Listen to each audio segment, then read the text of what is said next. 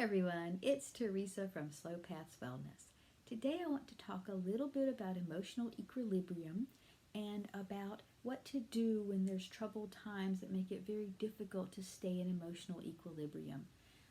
This is being recorded just less than a week after the invasion of Ukraine, and a lot of my patients are talking about how stressed they feel, how stressed the people around them feel, and how they just kind of feel like there's this underlying tension, anxiety, and just emotional turmoil in the air.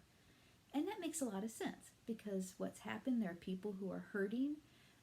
It's very frightening, both for people who have family in Ukraine or for people who are wondering what are the repercussions of this going to be here in the US or wherever you happen to be living. And so that's a very normal thing to be having a lot of emotional turmoil. So when you have emotional turmoil like that, what happens in your brain, if it's very strong, especially if it's either fear or anger based, is your brain kicks into at least a version of fight or flight mode.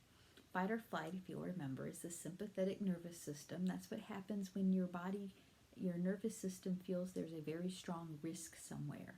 So, and as I'm sure most people have heard described, the kind of risk that our bodies are sort of wired to handle in a fight or flight mode are things like being attacked by an animal or having to flee danger of some sort like a fire or something like that.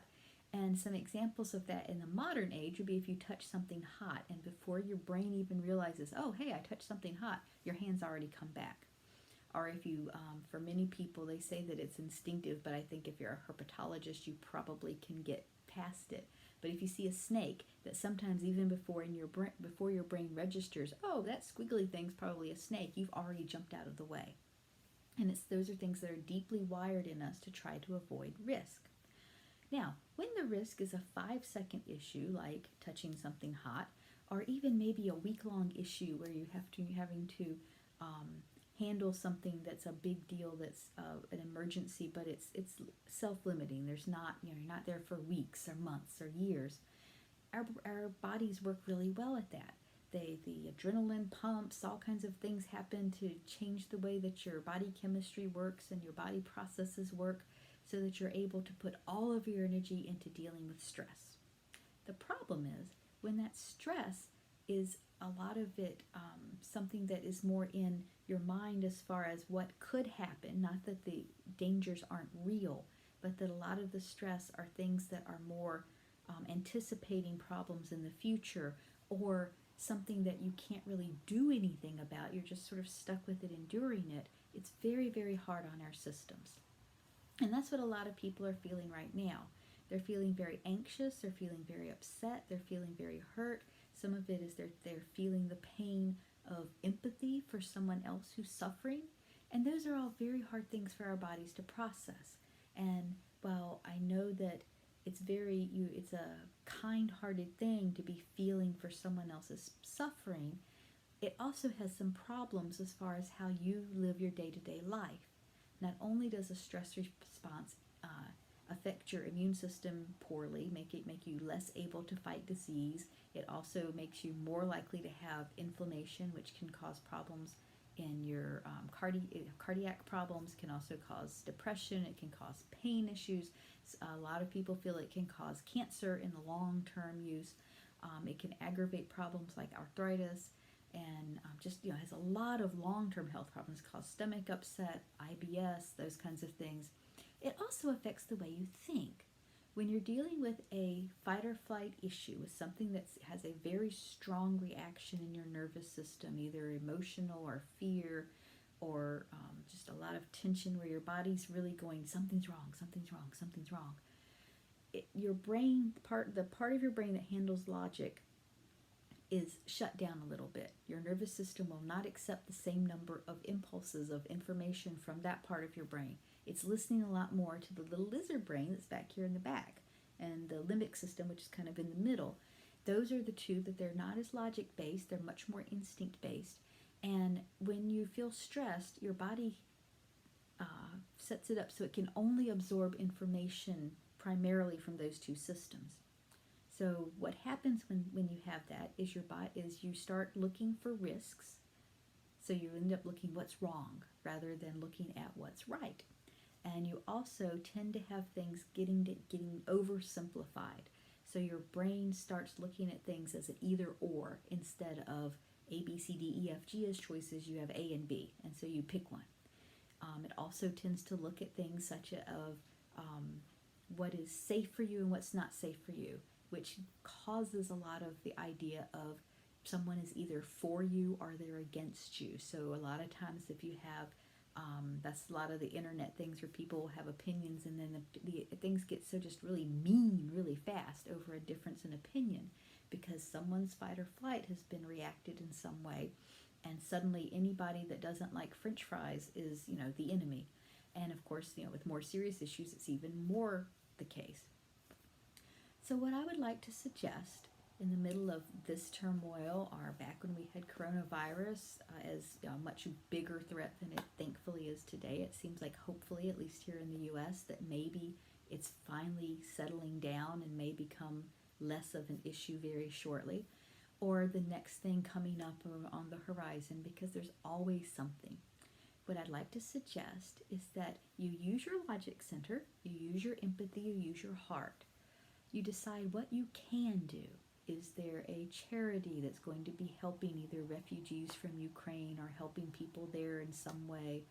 Is there someone that you can check in on who may have family in Ukraine and maybe needs some extra encouragement? If you're more politically minded, is there someone in the government that you can contact and tell them what you're thinking about what's going on? Any of those things that are actual actions that can actually have some impact, those are great things to do. That'll help you to feel empowered. That'll hopefully make something good happen for the people that are dealing with problems right now. And it'll help you also to connect to other people in a way that is hopefully not divisive and not just an us versus them. If you don't agree with me, you're the enemy kind of idea. Once you've done that, though, I'm going to suggest that you go back to the mindfulness that is the day-to-day idea of keeping yourself healthy. Look for the things that you enjoy in your life. Go on ahead and enjoy your meals. Enjoy peace and quiet. Give yourself the opportunity to enjoy what you have now, that there are always people in the world that would give everything they had to have that. So if you live in a peaceful home, enjoy your peaceful home. Enjoy the fact that you have enough money to buy food. Enjoy the fact that there's food on the shelves.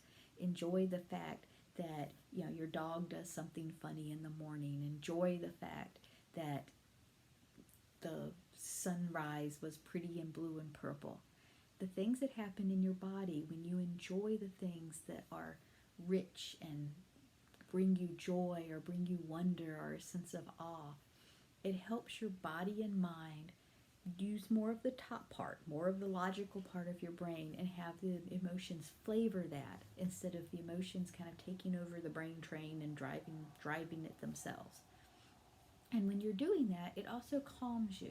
It gives you the ability to sit back and not feel like you have to be kind of right here, kind of, what am I doing? What's coming at me? How can I dodge? When you're sitting back, when you're able to enjoy things, when you're sighing at the good things in your life, it doesn't mean that you're not really aware of the fact that other people are suffering. What it means is that you are treasuring the things that you have, and that gives you the ability to feel calm and the ability to look at what's happening in the world and make intelligent, wise choices about your response to it. Sometimes your response may be to say, I'm going to turn the news off now, because when I have the news on too much, I can't sleep. And when I can't sleep, when I wake up the next day, I'm not there for my family. I'm not there at my job as I should be. I'm not there in a way that even if I could help somebody, I'm not able to make good decisions to be able to help. It gives you the gift of health. And in times like these, the more people can have health, the more likely we are to have sane people making good decisions. I had an experience when I was in my bachelor's program in school where our school was going through a lot of changes, and I was signed up for school. And so I brought my little card with my little classes. Back then, you didn't sign up on computer. You actually had to take a card with things written in it and take it to someone, and they had to, as a counselor, and they had to sign off on it before you could register for class.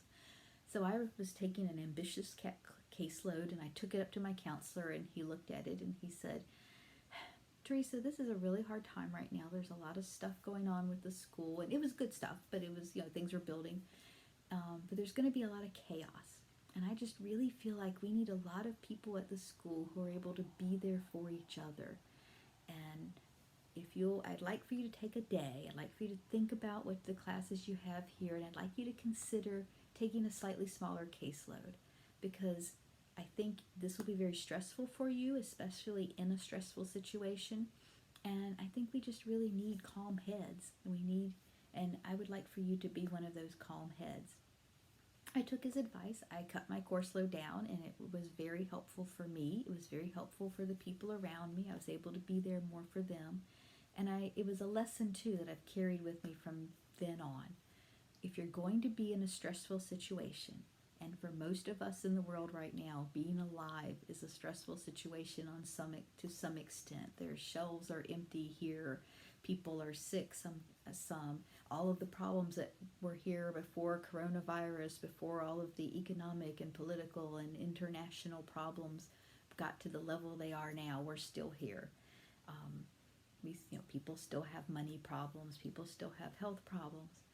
And in the midst of all that, being able to step back from all of the pain and the drama, for those of us who can, there's some who are in the middle of it, they don't have that option, but for those of us who can, to be able to step back from that drama, to make a safe space in our lives, gives us the option when we're needed and when we are able to do it, when we have the opportunity to be able to reach out and help in whatever way that turns out for you.